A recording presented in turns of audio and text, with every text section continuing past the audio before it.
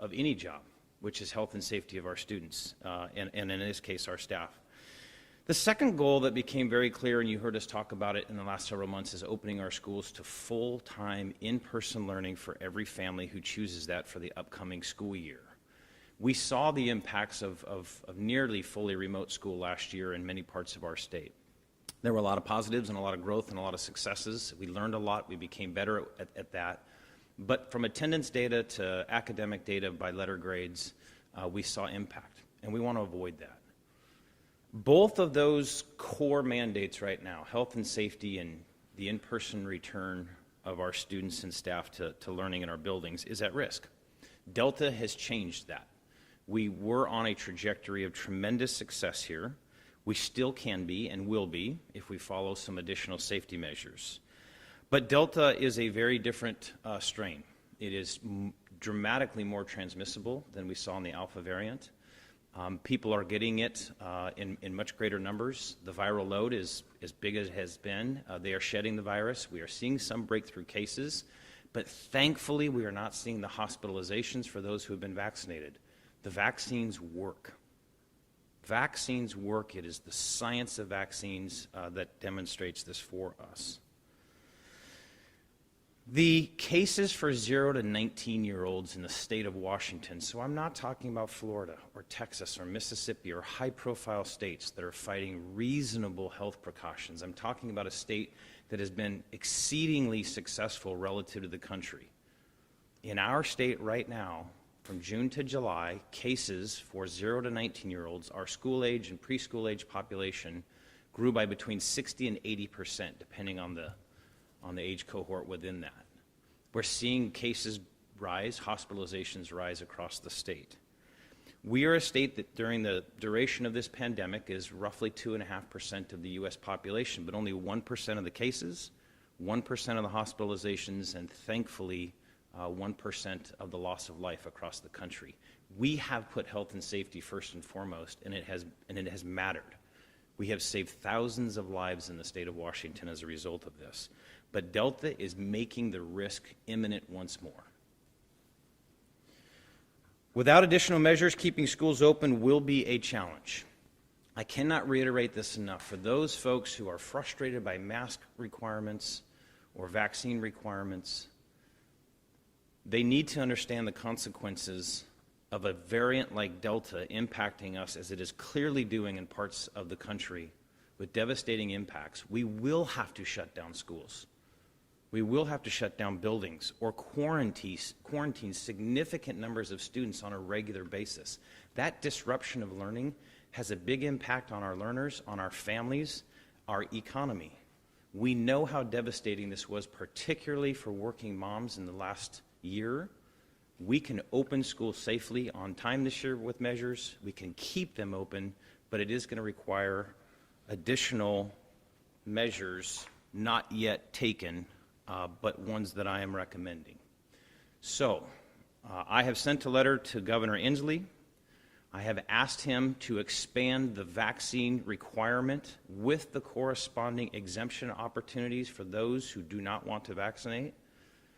The same requirement he has placed upon all state employees and healthcare professionals. I am asking him to expand those to all school personnel, every part of our state, every employee in the public school system. The governor will have to make decisions should he go this route, and I'm confident that he will, but he will have to make more detailed decisions about other sectors, early learning. There are certainly other places where I believe personally this could apply. My scope and control is over public schools, and that's my recommendation to the governor. So what is it? It's a vaccine requirement as a condition of employment with two very important exemptions: a medical exemption for those who have an underlying health condition or a documented risk of a vaccine, and that's very real. We have a certain percentage of our society who have legitimate medical needs for that kind of exemption. And the second one is a religious exemption. As it stands today, state employees are under that same construct, and I know that officials at Department of Health and other agencies are working on the details of how to document that, and we will consistently follow that should the governor follow through on my recommendation here. It is a false narrative to say that it's a choice between, getting a vaccine and losing your job. There are exemptions, and that's important. Many folks have said, why not testing? California is going to also offer weekly testing. I want to be very clear about that. Testing is a very important part of the overall health layers that we have. More than 200 school districts are signed up for a testing regime as part of their mitigation strategy. But it doesn't have the same foolproof, it does not have the same efficacy as masking, where we reduce droplets and we reduce the spread of the virus by collecting it near to our persons. And it doesn't have the same effectiveness as a vaccine, which has been remarkably effective around the country and around the world. We still encourage districts to have testing plans. Again, 2/3 of them do, and we encourage all of them to have that. But it is not the kind of framework that a masking and a vaccine requirement provides in terms of mitigating the spread. It merely tests once you have it. This does not apply to students. I cannot say that loud enough or enough times.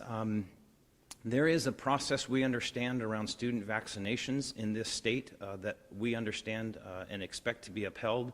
It includes authorization of the vaccine for students, and right now students ages birth to 11 are not eligible for a vaccine at all from the 3 major providers, and so there's a process to make that occur.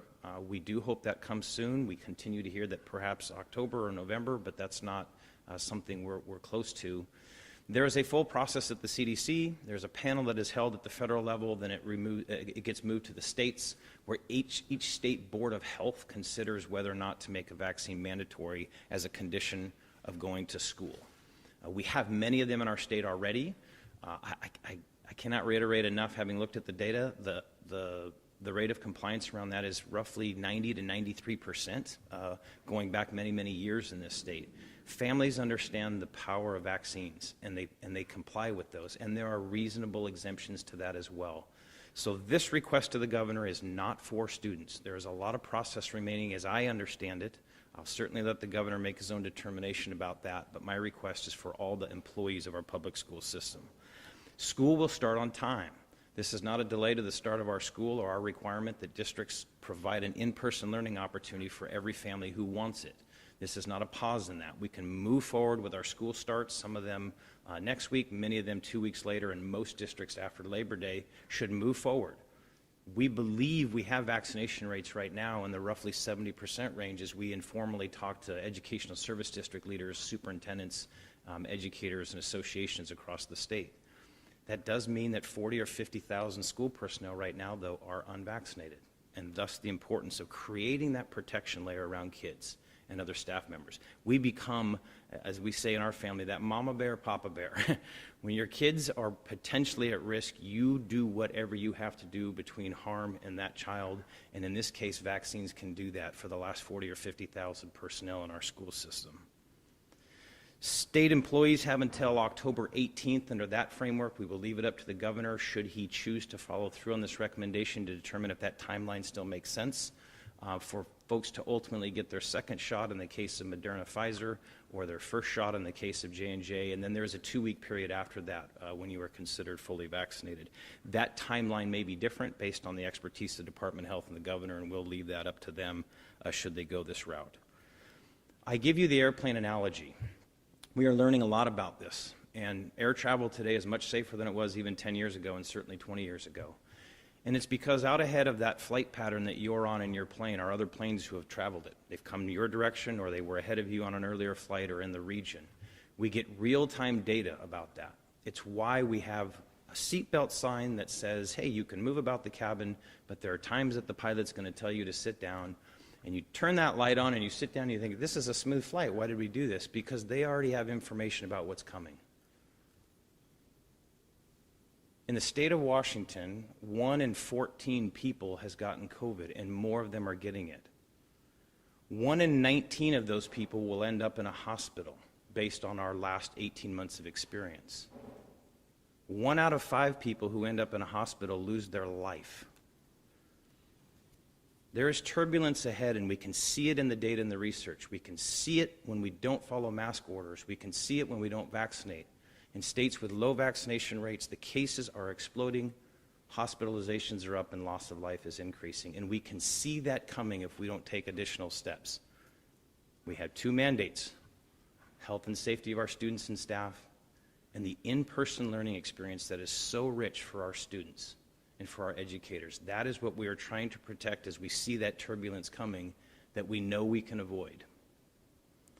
The courts have upheld vaccine mandates for a very long time, going back to 1905. Even as of yesterday, the U.S. Supreme Court denied on appeal a case out of the 7th Circuit Court, I believe, where students were challenging a vaccine mandate of a university. Courts have consistently said, as a public health measure, vaccine mandates are absolutely in the authority of public agencies and organizations, and they often point to necessary exemptions as part of that process. A vaccine requirement, but do you allow for medical exemptions? Do you allow, in this case, for a religious, deeply held conviction? Consistent treatment from the courts that these are upheld. And so too will the governor's order for state employees, and I hope his extension of this to school employees. We consulted with district leaders from all over the state, association leaders, both principals, superintendents, school boards, labor leaders, obviously the governor's office, Department of Health, Labor and Industries.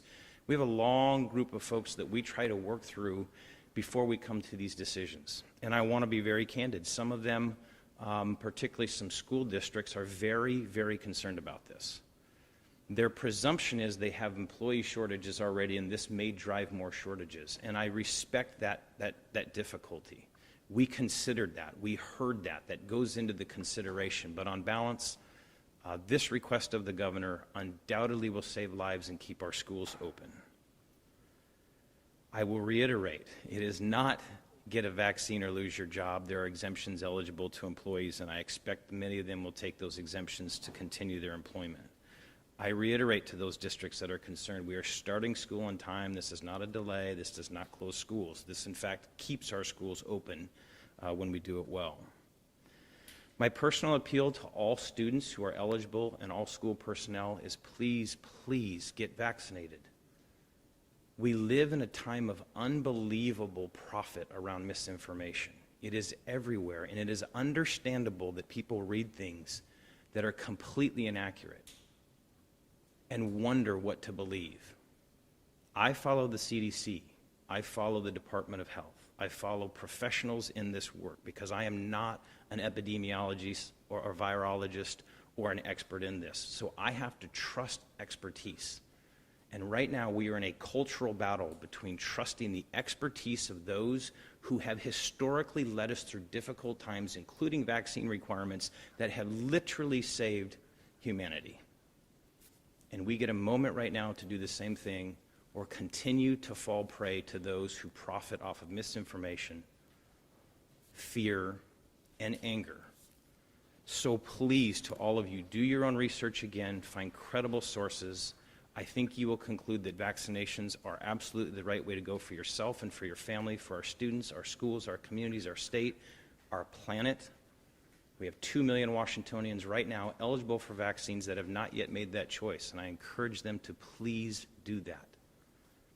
I will also say that this is a game of probability and math, and sadly this is a dangerous game. I've done this in a video as an analogy. But this virus mutates like all viruses.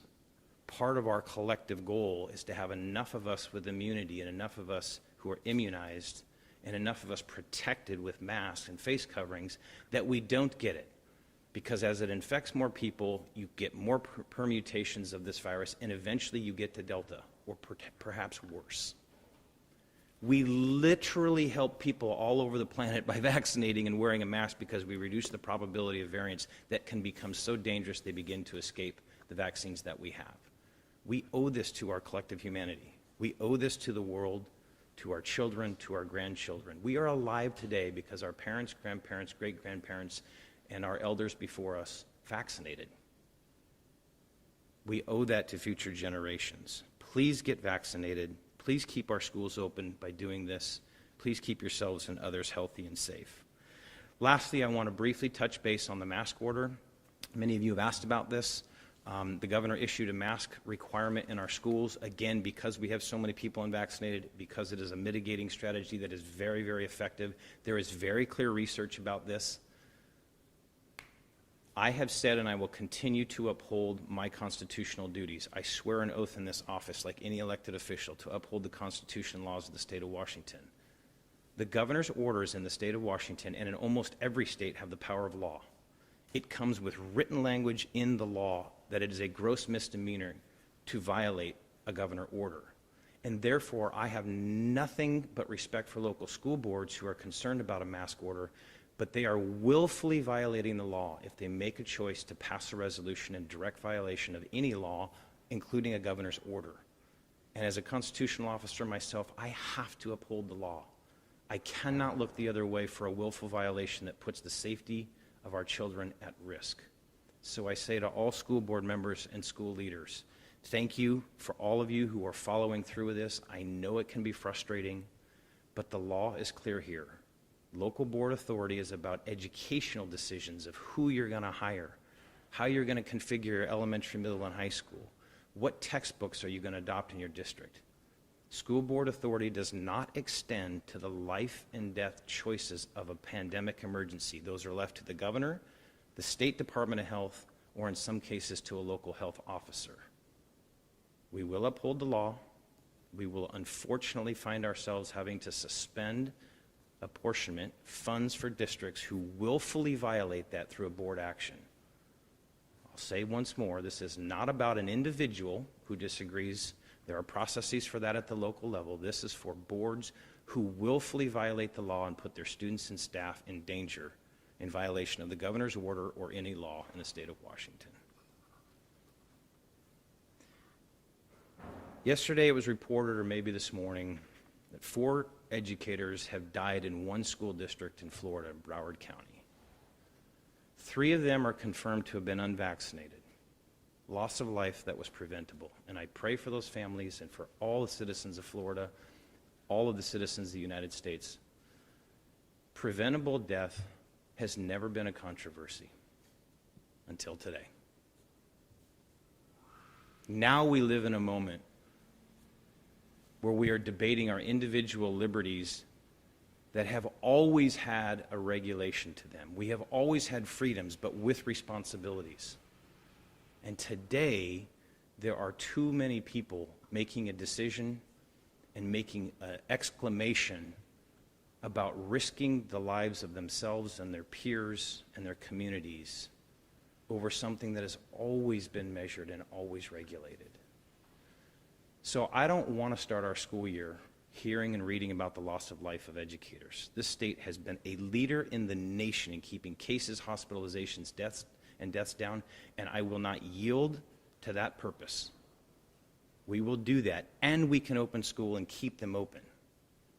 If we mask up, we follow the law, we join hands in this together, and now I hope the governor will take my request for a vaccine requirement with the appropriate exemptions and add that layer of protection that continues to keep us a leader in the nation in health and safety and restores consistently the powerful learning that happens in our buildings, our athletics, our extracurriculars, and all the relationship building that goes on in our public school system.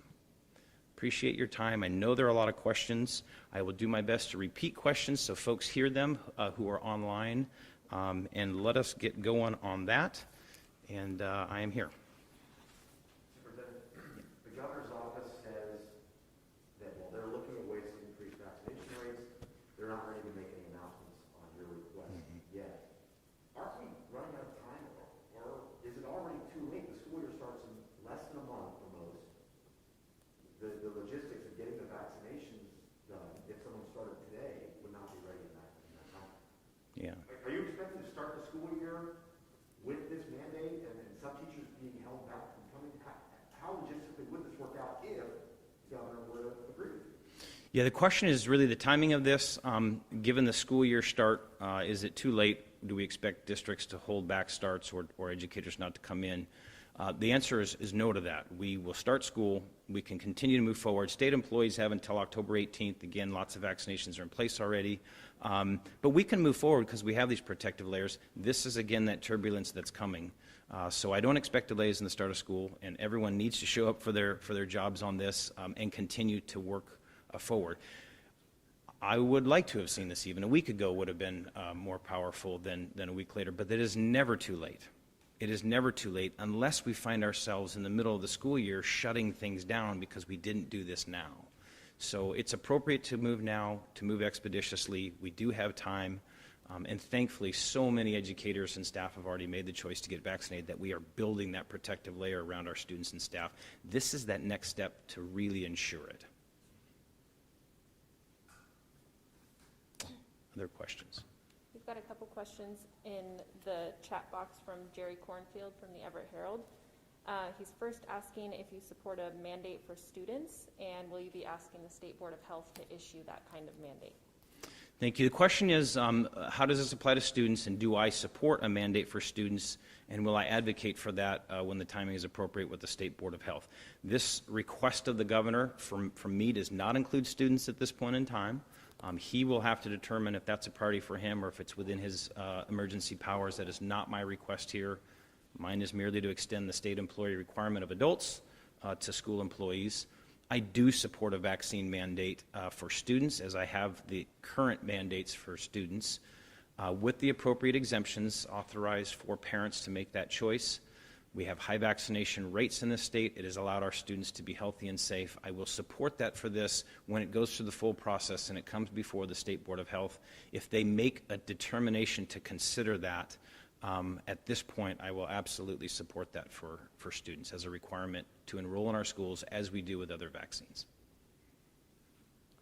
I have another question from Jerry Cornfield, Everett Herald. He's asked, how many school boards have passed resolutions to not follow the mask mandate, and what actions have you taken, and how much money have you withheld from those school districts? The question is, have any school districts so far willfully violated the mask order of the governor, and what actions have we taken and how much resource? At this point, we do not have a belief. We don't understand that any districts have formally adopted resolutions in violation of the law, and we are thankful for that. We encourage them not to do that. Do not put your district, your community, your students at risk, both from a safety and financial standpoint.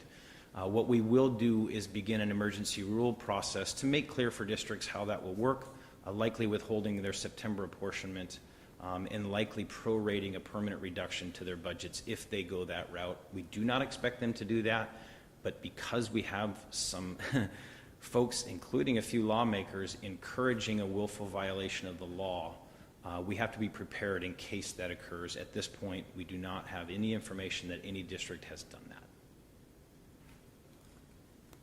We do not have any further questions. I would love to ask Superintendent. I imagine there is a projection of how many employees may quit as a result of this. Do you have a plan in case there are a large number of teachers that don't follow this mandate if we get the mandate? And do you see schools having to combine or shut down? Or is there a scenario, a binder somewhere that has this plan in case we do see some folks ignore this order and quit? Yeah, no, there are no projections about that. This is obviously a very dynamic situation, and there's no way to really model that. I would reiterate that employees have the opportunity under this request to vaccinate or take an exemption. It is not a binary choice of vaccinate or lose your job or quit your job. There may be some who do that. They will understandably say, I am not vaccinating, I choose not to do that for myself, and I choose not to seek an exemption authorized under this request. They will unfortunately lose their employment. They will be eligible for some unemployment benefits, I understand, if it's consistent with the order provided for state employees. And districts will have to make very, very difficult adjustments to that. Again, the deadline recommended here is consistent with state employees, so that's certainly down the road. Give people some time to think about it. But districts at this point have weeks and perhaps months even to really consider how to respond to that. I don't anticipate it's a lot, but there is real concern there. Maybe not so much in our classroom teachers. We keep getting consistent feedback that those vaccination rates are very high. Again, we're not collecting that data right now because that's a voluntary disclosure by employees, but district officials feel that educators in the classroom have a very high vaccination rate, perhaps well in excess of 70-75%, but a little tougher numbers in some of our other employee groups. I've heard consistently from districts, bus drivers have them concerned. We already have a consistent shortage there. That's a hard job to fill at times. There's background checks and fingerprinting and things that go along and training. So there is some real concern, and we've taken that into consideration. They will have to make some tough choices, perhaps adjust schedules. I still don't anticipate that being large numbers of folks. Finally, Will people that take an exemption legitimately be welcome to interact with students? Yeah, the exemption is under all prior legal frameworks around this. It allows them to fully conduct the scope of their employment. They'll still be subject to mask requirements, any distancing requirements, hygiene, all of the other mitigation measures. But it does reconcile the fact that some people have deeply held beliefs about this, and that's what the courts expect you to honor in this. And again, if you're listening to the public health experts, they consistently tell us we can tolerate some percentage of people not getting natural immunity or a vaccine. We have to create a bigger buffer, though, than what we have today. We need to get to that 80-90% mark, and we're not there yet, and that poses very serious risk for everybody. So this is the appropriate next step. It respects individual choice. I do believe it will mitigate impacts on employment when people know they have this choice, but I also expect a lot of people to walk right up to that final decision and say, am I really not going to take a scientifically based, proven vaccine given to billions of people on this planet ultimately, and certainly close to that, that is protecting people and keeping people out of hospitals finally, keeping them from losing their life? Will I not do that? And if not, you have an exemption process. I expect a lot of folks to walk up to that and go, it's time. It is time. You make it seem like the exemption is going to be pretty easy for folks. I mean, is it as simple as checking a box and no questions after that? Because if you make it that easy, I think you'll see a lot of people doing that. Will there have to be some proof of religious connection or something? Or can folks just say, I'm opting out? The question is, what does that process look like, and particularly for a religious exemption? That's being determined, I believe, right now by Department of Health, perhaps State Department of Personnel, because they already have to figure out that framework for state employees, and I would expect that to be consistent for school employees. I don't know the details of what that will look like. Generally, these things have individuals attest to a deeply held belief about this.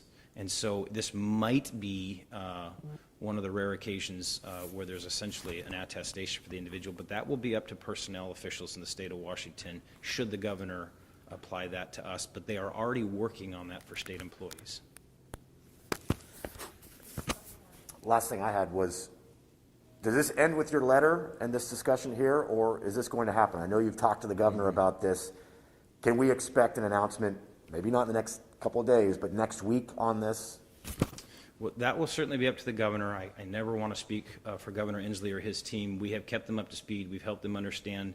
They have consistently understood our interest here. They have indicated that there is a process that I think they're trying to observe that continues to include more employee groups in the vaccine requirement. I am very confident that we are going to be near to the next step in that cycle. I hope for an announcement next week by the governor. I expect it, but that is because I believe we've understood the intent of this governor to keep us healthy and safe and to increase vaccinations, but ultimately that is up to the governor to decide. Monica Velez from the Seattle Times asked, have you received any pushback from labor unions and those on board with this? The question is specifically, have we received pushback from labor unions about this? As part of our large reach to try to understand the potential implications of this, labor is one of the groups, and there are multiple bargaining units in the state of Washington that represent teachers, bus drivers, custodians, all kinds of folks. We've tried to contact 5 or 6 of them. I think all of them consistently understand the need. They consistently understand why the timing of this, and to try to give us as much time as we can before the school year starts. But I think there probably are some of them who would continue to say if there were even more options for employees, that would be better than having fewer. I would encourage any of you seeking that question, writing your stories, or covering this to reach out to them and get a personal statement from them. I never want to speak for them, as I don't speak for the governor. I thought the reception from them was incredibly positive, but they're doing their jobs to represent their membership, and they want undoubtedly more choices, generally speaking. I have made this recommendation based on all of that feedback, and you have heard the choices that I support. Medical and religious, because of a deeply held philosophical belief. Another question from Jerry Cornfield of Everett Herald. He asked, which lawmakers are calling on districts to willfully violate the law? Yeah, the question is which lawmakers are calling on districts to willfully violate the law. I will leave that up to all of you to do your research. I believe it has been documented in Southwest Washington. There have been rallies. I believe yesterday there were ubiquitous rallies around the state calling for the removal of masks as a requirement. Several lawmakers participated in that statewide. I would encourage you to call them and ask them why they believe that. I won't speak for them. Do you have any other questions from folks joining virtually? If there are no other questions here, I'll just conclude again with a thank you to our educators, our parents, our students, our communities. We are always in uncertain times in a pandemic. There is no blueprint. We cannot look necessarily to other places because they're going through it at the same time, but we can understand what has worked and what has not worked. We knocked down the first couple waves of this primarily through face coverings, and then ultimately we got a handle on this thing as vaccinations began to become more widespread in our communities. The problem is we still have 2 million Washingtonians, 100 million Americans, and billions of people around the world without a vaccine. So we are getting mutations of this virus, and we are getting strains and variants that unfortunately do what they do. They attempt to infect and multiply in their host. And if we don't vaccinate and take this global, national, Washington state, community, school priority seriously, we're going to see more of that. So again, I urge you all to vaccinate if you are eligible. It is safe. It is effective. It keeps us out of hospitals now for the most part, and it creates a protective barrier for those who cannot vaccinate or are not vaccinated yet. Bring out your mama bear and your papa bear. This is serious. We have outbreaks all over the South right now, just as they're starting school, in large part because they are not vaccinating, or in even bigger parts because they won't wear face coverings as a matter of their ideology. That is not Washington State. We have demonstrated the effectiveness of our safety protocols, and we're going to do it again this school year. And now with vaccines, we can open schools broadly, keep them open, and keep folks safe. Mask up, get your vaccines. Thank you for being a Washingtonian committed to this shared interest. Thanks, everyone.